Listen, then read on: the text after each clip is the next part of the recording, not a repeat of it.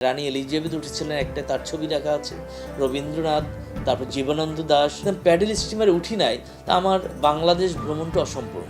নদীমাতৃক বাংলাদেশ, এখানে প্রতিটি নদী ইতিহাস আর জীবনের গল্প বলে। একসময় নদীপথে রাজত্ব করত প্যাডেল স্টিমার, অনেকের কাছে এটি রকেট নামে পরিচিত।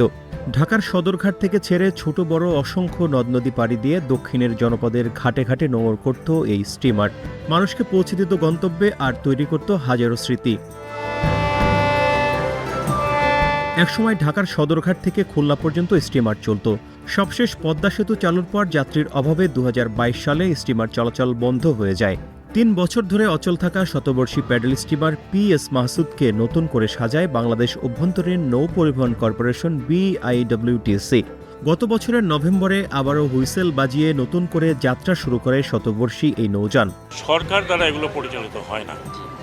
গভর্নমেন্ট ক্যানট ডু বিজনেস, এবং আমরা এটা করব না। আমরা যেটা করব সেটা হলো এটাকে অপারেটরকে দেব। সেই অপারেটরকে কতগুলো শর্ত দেবো যে এই শর্তগুলো করবো। যেমন এখানে বলা আছে যে অপারেটর এখানে নিচ্ছে তাকে বলা আছে যে স্টাফ হবে আমাদের BIWT এর staff with all uniform and everything. তাদেরকে বেতন ভাতা দিতে হবে তোমার, আর রুটিন মেনটেন্যান্স তোমাকে করতে হবে, কোনো স্ট্রাকচার চেঞ্জ করতে পারবে না। ব্রিটিশ আমলে ১৯২২ সালে কলকাতার গার্ডেন রিচ ওয়ার্কশপে নির্মিত হয় পিএস মাহসুদ।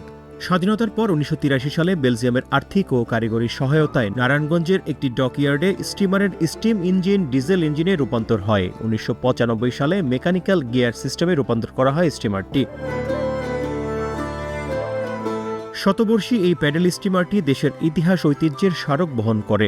সংস্কার করলেও এখন আর আগের মতো যাত্রী পরিবহন করতে পারবে না। দেশ বিদেশের ভ্রমণ পিপাসুদের জন্য নৌ পর্যটনে ব্যবহার হবে এটি। স্টিমার পরিচালনার দায়িত্ব দেওয়া হয়েছে একটি বেসরকারি প্রতিষ্ঠানকে। আমরা এই জাহাজটিকে নিয়ে নদী পর্যটনের নানা রকমের পরিকল্পনা, যেখানে যেখানে সম্ভব সেই রকম কিছু পরিকল্পনার দিকে আগাচ্ছি।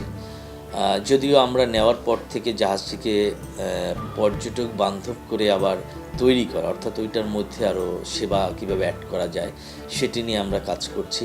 সপ্তাহে একদিন নৌপথের এই লিভিং হেরিটেজে চড়ে বরিশাল যাওয়া যাবে। 2 দিন 1 রাতের প্যাকেজে থাকা খাওয়া সব স্টিমারেই, সঙ্গে থাকবে ঐতিহ্যবাহী সব খাবার। বরিশাল শহর ও আশপাশের দর্শনীয় স্থানে ঘুরিয়ে দেখানোরও ব্যবস্থা থাকবে, এজন্য আলাদা কোনো খরচ করতে হবে না। পরদিন সকালে আবার ঢাকার উদ্দেশ্যে ছেড়ে আসবে স্টিমার। খরচের কথা বলতে গেলে একটা বিষয় বলতে হবে, যে সেটা হলো যে আমাদের এখানে শুধুমাত্র 22টা কেবিন আছে।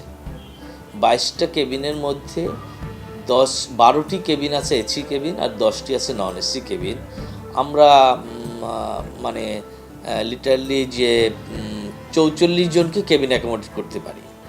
এর বাইরেও আমরা আরও কিছু ডরমেটরির মতো অ্যারেঞ্জমেন্ট করেছি, সেখানে মিলিয়ে প্রায় 50 থেকে 55 জন ম্যাক্সিমাম আমরা অ্যাকোমোডেট করব ট্যুরিস্ট। তো সেই ট্যুরিস্ট 55 জন ট্যুরিস্ট নিয়ে ম্যাক্সিমাম যেতে হলে আমাদের এই যে এক্সপেন্ডিচার, এটা ক্যালকুলেট করে আমরা একদম খুবই কম খরচে একটা ডিজাইন করেছি, যেটা দিয়ে ব্রেক ইভেন হয় এরকম 25,000 টাকা, না 22,000 টাকা প্রতিজন।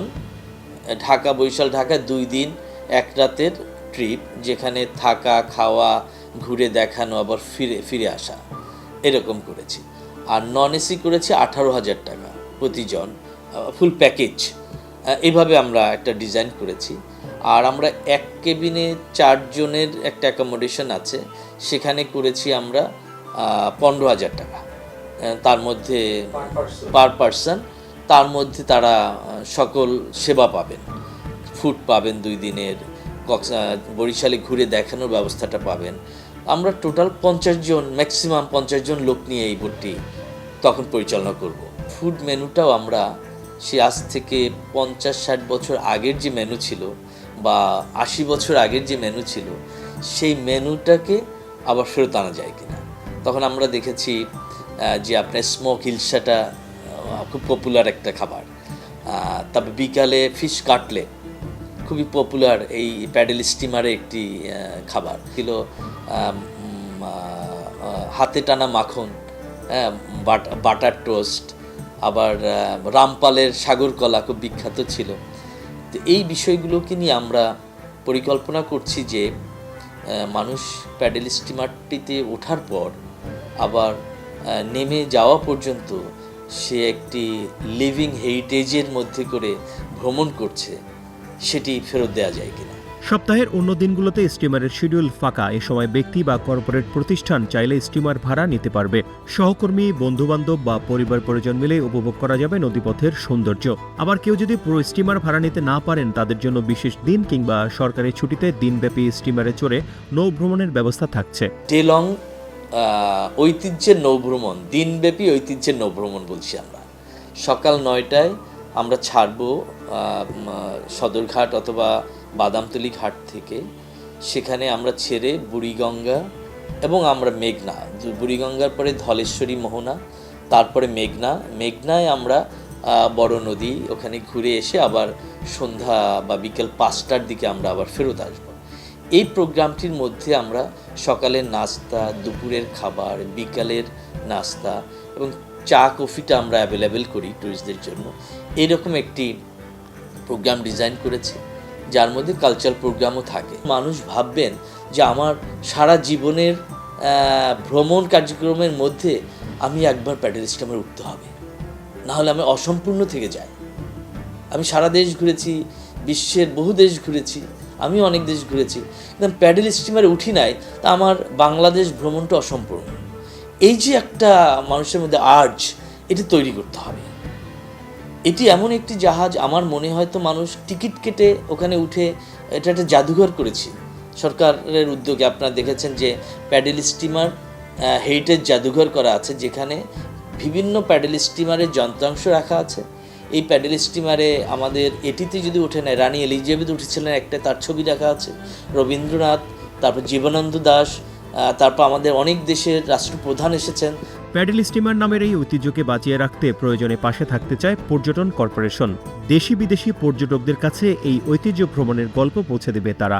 বেসরকারি প্রতিষ্ঠানের মাধ্যমে এটা ওনারা নিয়েছেন এবং ওনারা এটা পরিচালনা করছেন। আসলে একদিক দিয়ে করলে হয়, সেটা হচ্ছে যে বেসরকারি সরকারের আসলে দুইজনের লক্ষ্যই কিন্তু হচ্ছে সেবা দেওয়া।